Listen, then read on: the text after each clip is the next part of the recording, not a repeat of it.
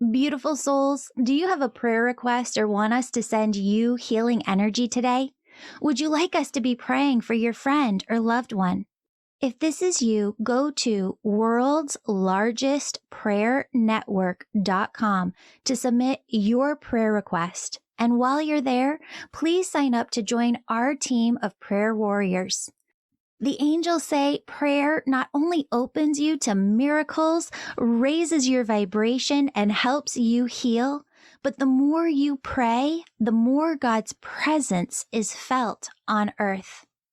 Feel your angels' love as they surround you right now, and listen for the positive, loving messages your angels intended specifically for you in today's episode.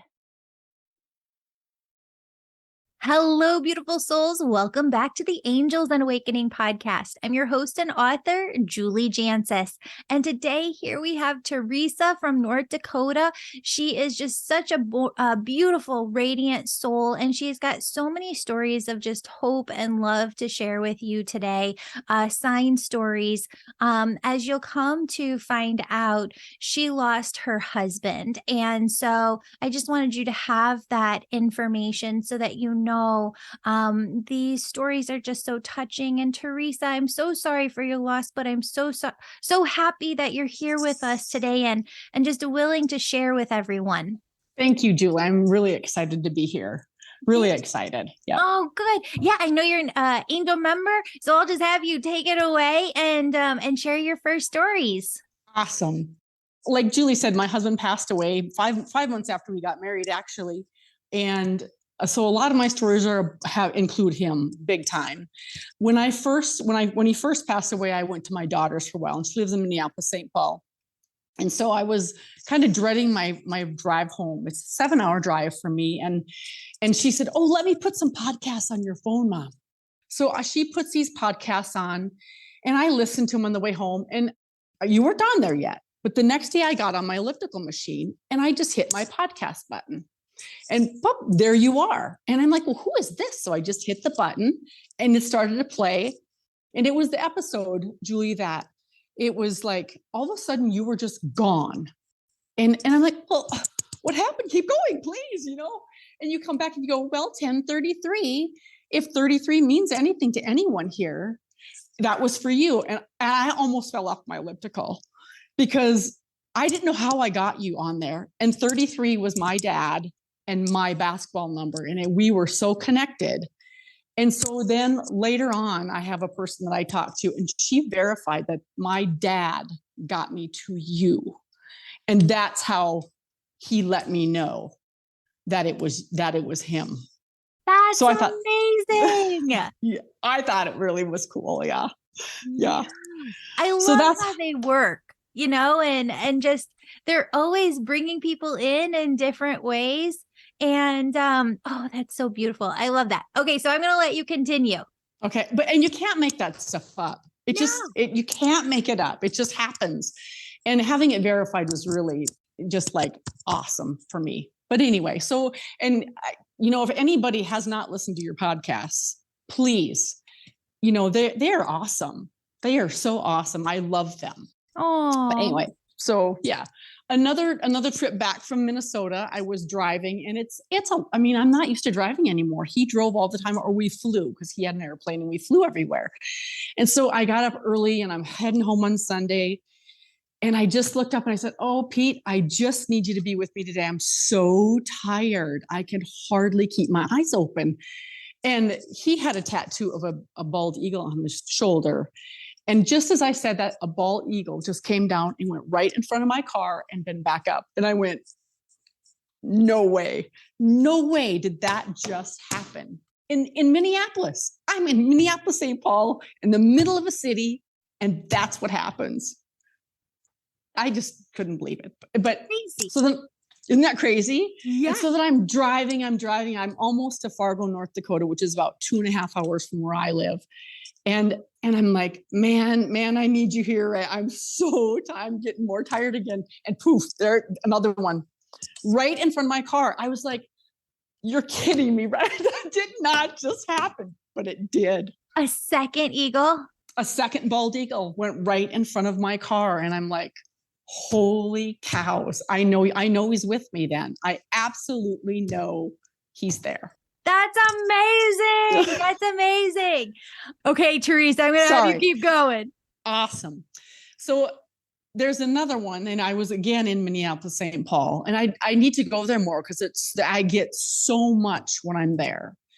But it was about a year after Peter died. It was our wedding anniversary. So we'd gotten married. 5 months later, he's gone, right? And so it was coming up on our wedding anniversary, first one, and then his birthday, and it was really a hard time for me. And I'm at her house, and I'm doing dishes, and just at the edge of tears, and my brother calls and says, "Where are you?" And he lives in South Dakota, and that's where I grew up. So my mom was in a nursing home down in South Dakota. And he said, "Well, Mom's having chest pain. I wanted you to come down." I'm like, "Well, I'm in Minneapolis. I can't just come down." He goes, "Oh, okay. I'll let you know. I'll check on her. I've got some things to do. I'll get over there."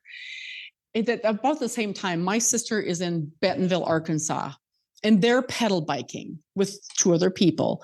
They had finished their bike ride. They're standing around just talking to each other. And this man comes running down the hill. And she said, I looked up and I went, "Oh my God, Peter's running down the hill at me," my husband. And this man jogs down, stands by them all.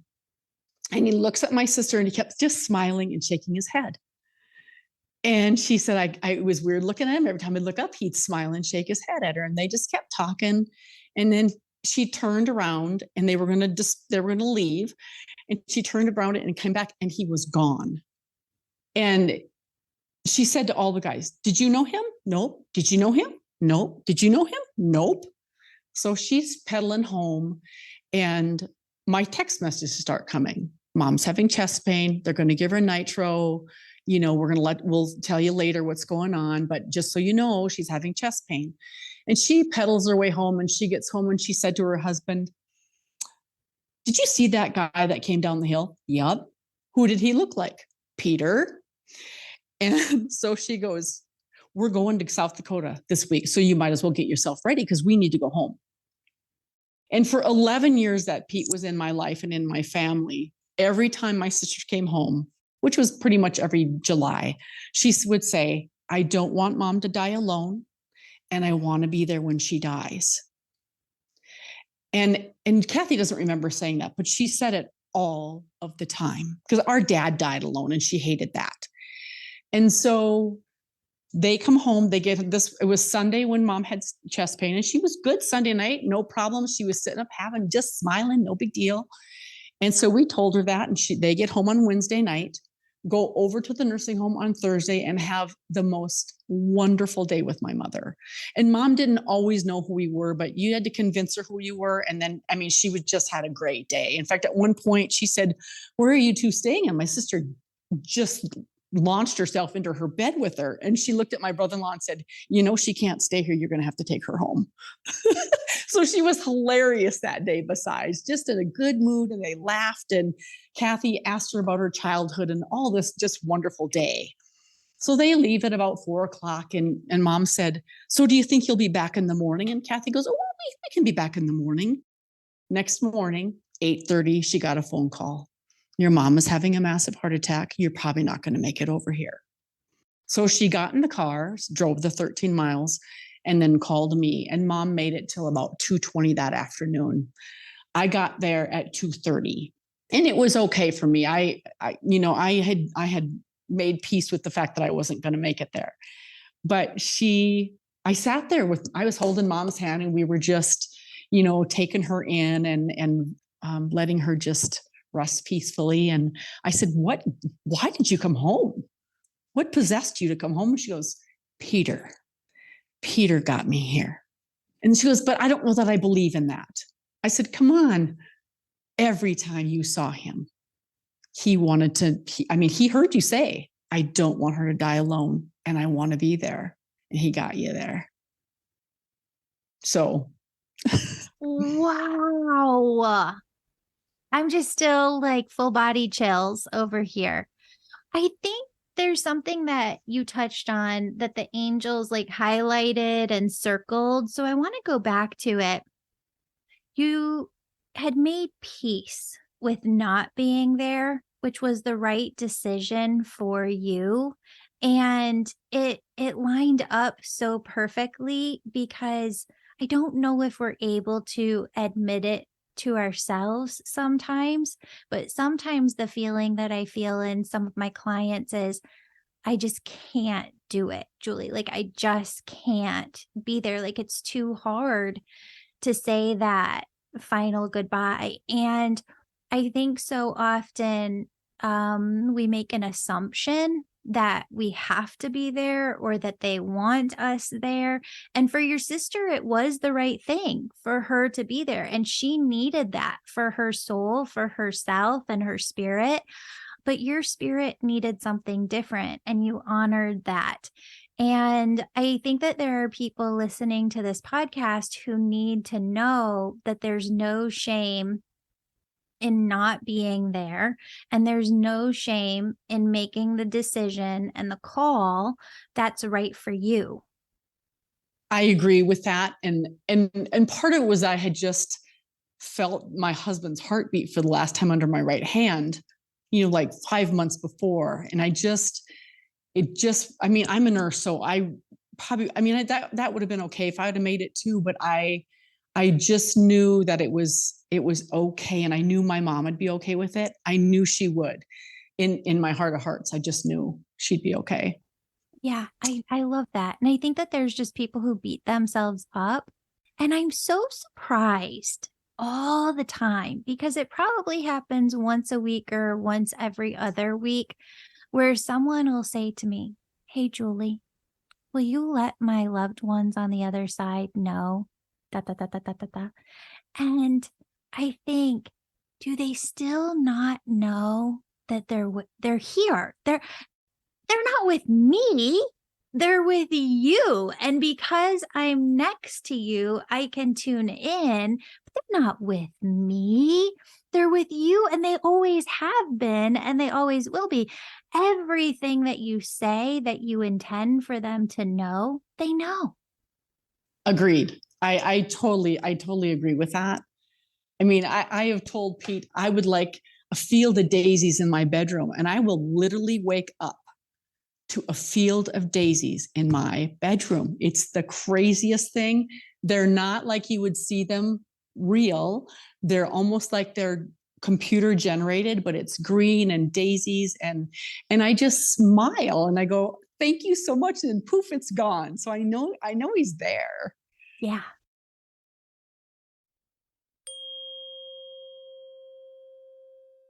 Did you know I give away a new free reading each month to a listener who leaves a 5-star rating of this show on Apple Podcasts or Amazon? After you leave 5 stars, go over to the Contact Me page on my website, theangelmedium.com. Fill out the Contact Me form, letting us know that you gave 5 stars. That way we can contact you when you win. The more 5 stars you leave, the more chances you have to win. And your name always stays in until you do. Don't forget to stay subscribed to our emails so that you know when you've won your free session with me. Sending you so much love and gratitude for your support on this. Thank you. Now let's dive back into the show.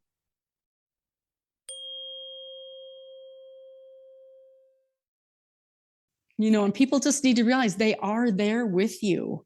And the other thing that I have found over this last almost 2 years is that if you get frustrated because you think, oh, they don't talk to me, you really have to be in a place where, to me, at least for me, this has happened, that when you are extremely sad, and you have every right to have that sad time, don't ever let anyone take that from you. But at that point, it is really hard to get that communication line open with them. Yeah. And as soon as I would get on the other side of that is when, it's like a roller coaster. And when you get to the low part of that roller coaster, that's when that communication would open up a little more. And I don't know if it's just because when that sadness just blocks me, I don't know what that is, but I definitely noticed that. That's so true.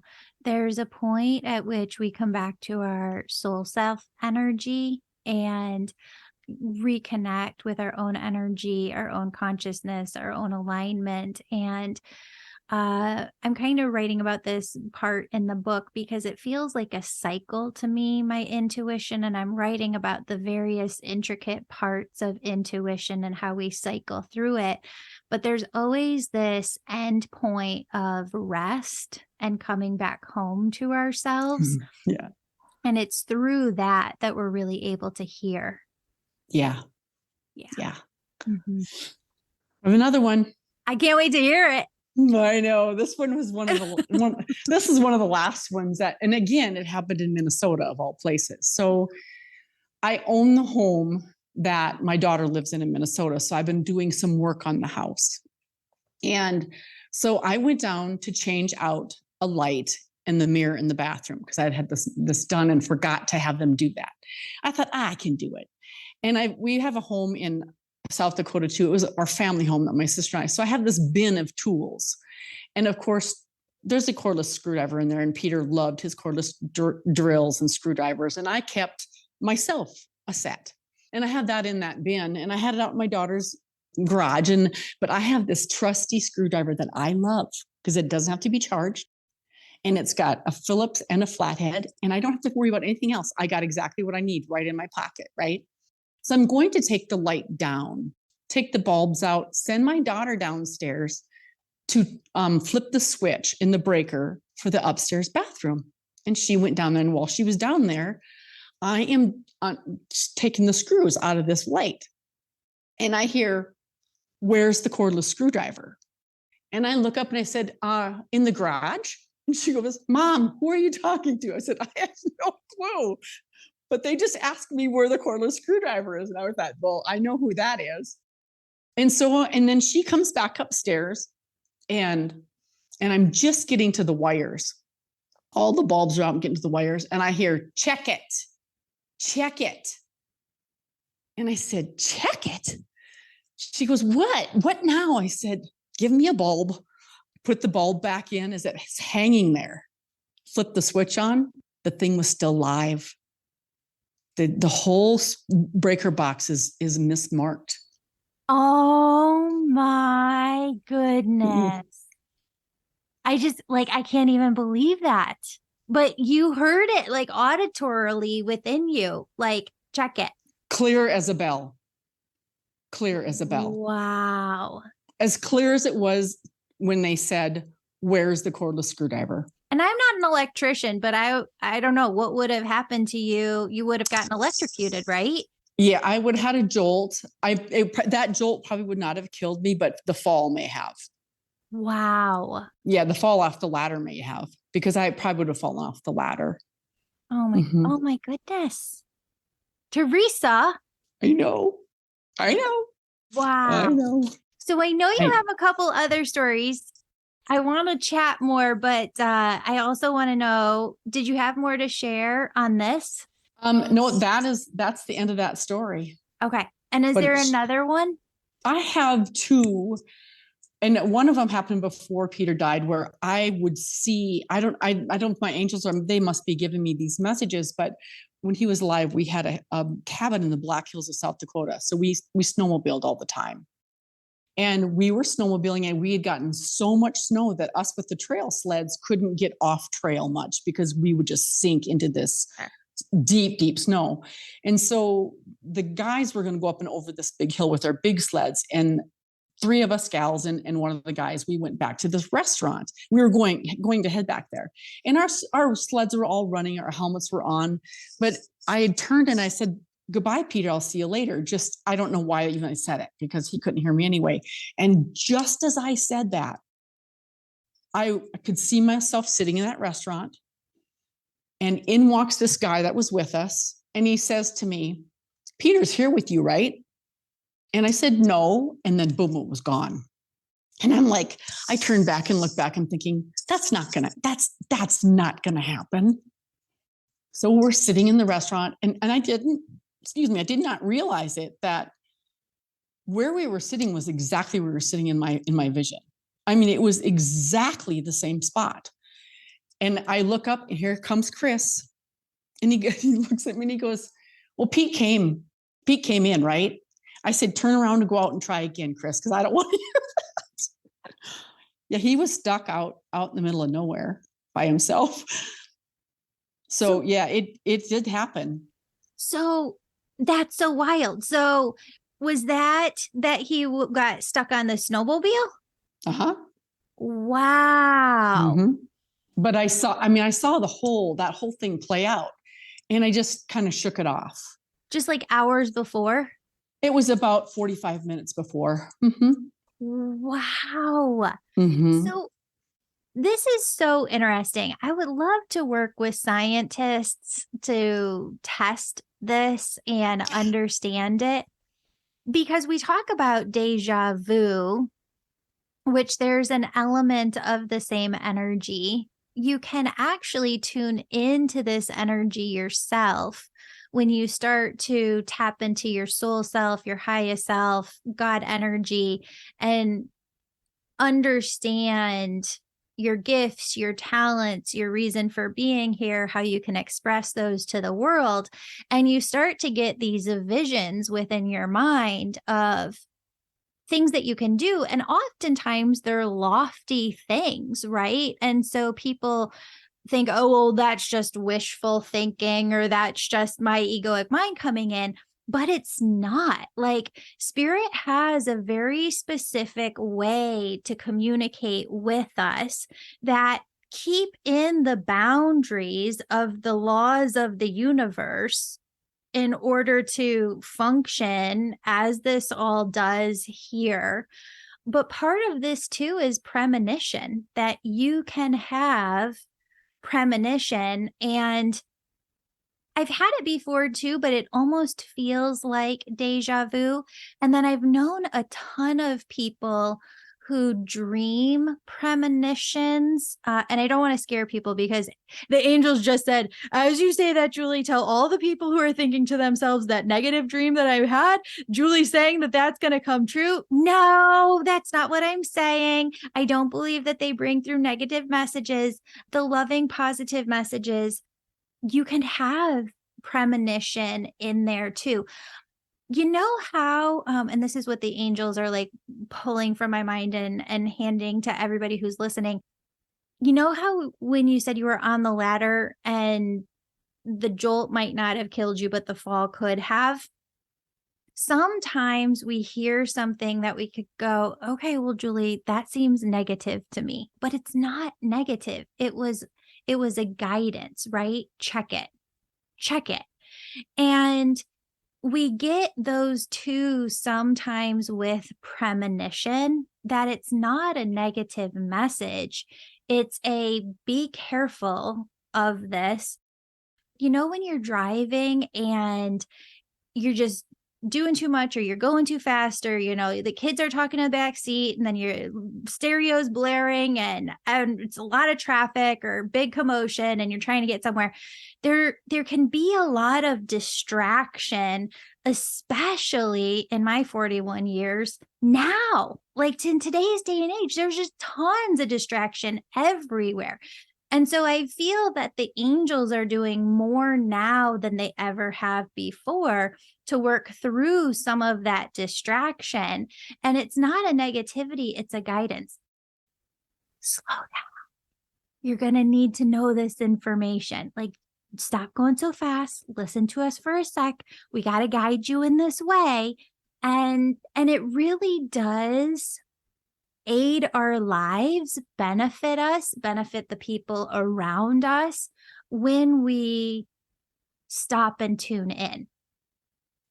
Well, then it happened to be one more time. That was so clear. And it was the vision was so clear. I was going to a Wednesday night church service, and I was meeting my friend there. And I'm just standing in this living room that I'm in right now. And I look up and I literally can see our lead pastor walk through the front door at our church in a long sleeved tan shirt, a pair of jeans, and tan boots. it was as clear as a bell. And I was supposed to talk to him. I don't ever bother him because he's so busy. I have a few of the other pastors I know, and that's who I talk to.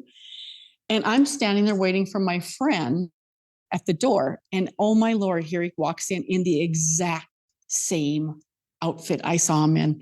And I'm like, okay, I'm supposed to, I know I'm supposed to, okay, I'm going to listen. And that's the thing.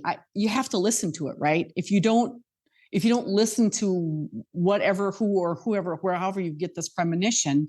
So I talked to him, and he remembered Pete, because Pete's funeral had been there with Pastor Nate and whatever. And he goes, and he asked how I was doing, and really just really dug into how I was doing. Right. And Sunday I go to church, and we had church at the movies, which I would have to explain. I mean, they take a movie and they play bits of it, and then he applies the gospel to it. Right. And it's just so awesome. And I became part of that. And it was like, he needed that. He needed that. He needed my story. That's why you had me do that. Crazy. It's not crazy. It's so wild, like how they work. And I think I've spoken about that on the podcast before too, how, I'll have a podcast episode that needs to come out on a Monday. And sometimes I get way ahead, right? But then I need to sneak one in for a certain day, or maybe it's a certain time of year. And I'll be like, okay, guys, you told me that you wanted to come through and bring through something, but I'm hearing crickets. And they're like, just be patient, just be patient. And then all of a sudden, like, right, something happens, there's a phone conversation or somebody comes in and they go, that's it. That's exactly what needs to be said on the podcast. So actually that's happening right now though, too. I've been helping my kiddo with hours and hours and hours of social studies homework. And when you have a podcast, people tell you, well, it should just be about this specific thing. Like if it's just about angels, it should just be about angels. And I sometimes don't know exactly how to handle it, because I just really, truly of my heart believe in religious freedom. And, I don't care what you believe. I'm here to accept you and to love you. And so if somebody wants to come on and talk about Jesus, and another person wants to come in and talk about goddesses, and, somebody else wants to come in and talk about, Irish Celtic religions from the past, like amazing. Like I just want to absorb it and be here to be a space. But it's really been striking me because the history that my daughter's learning about is the colonial period. And specifically, they spent about 2 weeks on the Salem witch trials. And even just with the colonies as well, how much certain colonies were more Catholic and certain or not even Catholic. I think there was just a teeny tiny bit of that in one location, but then mostly like Puritan and Christian. And then you had the Quaker sect over in Pennsylvania. But it really struck me how much people felt that religious persecution and shame, and kind of how much we still do that to one another today. And it just hurt my heart to think, oh my God, here is my kiddo who's talking about things that happened in the 1600s, hundreds of years ago. And here we are as a human collective here today. And I'm supposed to, by some people's opinions, like pick a lane for this podcast and just stay in one lane. And it's like, no, can't we just be free to be spiritual souls and know more about Buddha and more about Krishna and more about just everything? It doesn't make one right and one wrong. I just want there to be a space where everybody feels free to openly say stuff. And I want to speak one more piece on this, because some people will tell me, Julie, I don't like it when you use the word God. And I'm like, okay, I totally get that. But I almost cringe inside every single time people use the word universe, not because it's wrong, but just because I think there's infinite infinities. Like mathematicians have looked at this, studied this, and there's just not one infinity. They said there's infinite infinities. And we know that there's other universes. And I know I'm a huge Marvel fan. My husband, every single time he watches the comic movies, he's like, not the multiverse again. And I'm like, what's not to love about the multiverse? Like, it's amazing. Like, don't knock the multiverse. But then you come back to trying to refer to God and to try and say the universe. I'm like, that's one ant here on earth. That doesn't represent the vast expansiveness of all that is. So sometimes I use spirit and sometimes I use all that is. Yeah, I've just been struggling with like, what's the exact term to use? There isn't one. Yeah. Yeah. I do want to say too, though, as a widow, Cheryl's pod, or when we get together with Cheryl's group, that is really awesome. There's and it's not just for widows. There's other people there that have lost children or whatever. It's an awesome way to get together with people. And if you just need to vent something out, it's a safe space for people. The membership has helped me in the last 2 years. Well, I've been pretty much a member for a year, but it has helped me sleep, Julie. I mean, I was sleeping 2 to 4 hours a night. And just to put on the meditation and get your feet grounded, and just get grounded and kind of get into that oneness, even if you're not connecting anywhere, that is so relaxing. And that meditative state that you end up in, I could sleep all night. And so if people are wondering, what's this going to do for me? If you don't do anything else in the world, you're going to connect with some great people who can help you maybe sort through some of this stuff. And maybe you'll be able to sleep better, because it does make a big difference. Yeah. And tell people what you're talking about too, because in the membership, I think what people don't realize is that there's not also only like a year's worth of courses in there. Oh no. 12 different healings, or I don't know. There's just dozens and dozens and dozens of healings that I've done in the past, and dozens of workshops. But there's also a ton of live groups. Like we have live small groups, and we have so many different ways. I think it's every single week almost that we get people together, at least 4 times a month, so that you have community, and we break you out into smaller groups as well live. So what Teresa was referring to is that Cheryl, who's on my team of healers, who you've heard on the podcast before, she leads a group that we call Spiritually Healing Through Loss for anybody who's lost anybody. And sometimes that's an animal. Sometimes that's a pet that you were deeply connected to, and that's okay. But it's really to get people together who are going through, because your entire nervous system is dysregulated, right? When you're going through deep grief, and being with other people who are in that same vibration, but working towards healing is just so special.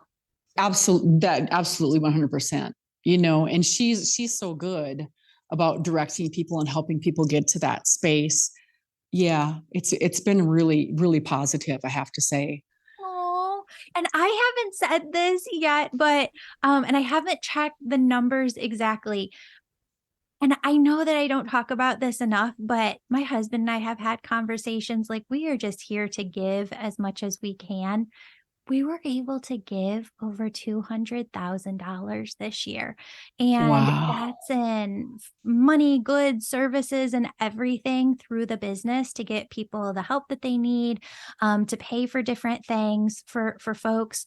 But I just can't tell you just what that feels like. And I wanted to share it now because if you're part of this podcast audience and this community, know that part of everything that you're part of, whether it's a session or the membership or the Angel Reiki School, I just want you to know in the background that we're using it for as much good as possible. And that is so awesome. Yeah. Because we live in a weird little society in a world, and there's nothing better than being part of the light. Yeah. That's here. Yeah. You know what I'm saying? I do. And I know that there's things that are really important to some folks. And I'm just really content with everything that I have. I still drive the same car that I drove when I first became a healer, and I still shop at Aldi, and we get stuff, a little thing from Whole Foods and a little thing from Trader Joe's and a little thing from Costco. But I think I got most of my clothes from Target this year, and just as much as we can give, I'm just so excited because Spirit keeps showing me that thanks to this podcast audience and everybody who listens, which I'm just so, so, so incredibly grateful for, and you sharing this podcast, I really envision this day where we're able to give over $1 million a year. And I see that coming. I see that for this community. So I'm just so grateful for you, Teresa, and for this entire podcast community for being here. Thank you for all you do. Seriously. Oh, You rock. I love you. I love you too. You have no clue. You have gotten me through a lot of stuff. Lots. Yeah. Oh. Well, I know your husband is here, and I know that he is with your kiddos. And I just thank you for being here and sharing your story. Is there anything else that you want listeners to know? Just listen to the podcast for a while, because it's amazing. And I got to say, this year you've had so much variety. And when somebody's telling you to get on the same path, no, I've learned so much just about breathing, and I mean, so many things. And I've sent these podcasts to different people, and it's awesome that it's not, I'd be sad if you were on one straight path and didn't veer off, because I think we learn more. Yeah. And if people think, I mean, I'm 60, I just turned 60, and it's like, and as a nurse, I keep learning and learning and learning. And if you stop learning, it's just bad. I love to keep learning. I do too. I love it. And I Mhm. gotta tell you, the way that I actually bring people on the show is I don't really look at who they are so much until I tune into Spirit. And Spirit tells me exactly who to have on the show and who not to. And then of course we vet them as thoroughly as we can. But it's really just letting Spirit take the wheel and drive it and bring everything that they want to share. Because what I know is that I am a slow processor. I am very stubborn Capricorn goat, and my consciousness can only unfold at the pace that it can. Like, I can't make myself grow faster. So just bringing on the people that they want to have here Mhm. helps me to grow, and I hope it helps everybody else to grow too. Well, and that's the other thing about my intuition and my, whatever I'm able to speak to whomever. But yeah, I just kind of sit back and let it happen too, because it happens when it needs to happen. And for me, it's so clear when it does. It's just like, Oh my gosh, Mhm. 110%. Yeah. Amazing. Teresa, I don't want to go, but I love you so much. And thank you for sharing your story. To everybody listening, if you have a story of angels, signs, encounters with angels, loved ones on the other side coming through where it has to be them, we'd love to have you on the show. You can go over to the website, fill out the contact form. There might even be a place where you could submit your angel story. We would love to have you on the show. Thank you so much for being here. Thank you for being part of this community, and thank you for listening. All my love, friends. Beautiful soul, thank you so much for joining me today. My name's Julie. You know I'm all about connecting you with messages from your angels and loved ones on the other side. If you've been listening today and you're super excited and just have to know which angels are around you right now, who's connecting with you, and what messages they have for you, go to theangelmedium.com. Register for a session. You can do a reading with me or a member of my team, and we can help you in making sure that your angels are doing the very best they can to support you and guide you to your best life. If this sounds like you, virtual sessions, they're only offered on my website. Sign up today.